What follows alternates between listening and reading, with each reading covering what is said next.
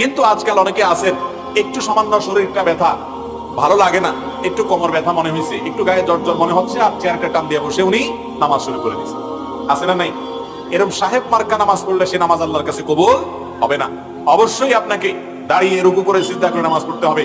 যদি আপনার সক্ষমতাই না থাকে, আপনার ক্ষমতাই না থাকে, আপনি যদি অসুস্থ হয়ে যান, কোনোভাবেই পারেন না, তাহলে সেক্ষেত্রে আপনার জন্য জায়েজ হবে এই যে কোমরে আল্লাহর বান্দার হাড় লাগানো হয়েছে, কৃত্রিম হাড়, তিনি অসুস্থ, অতএব তার জন্য তিনি যদি রুকু সিজদা করতে না পারেন, চেয়ারে বসে ইশারা রুকু সিজদা করা জায়েজ আছে।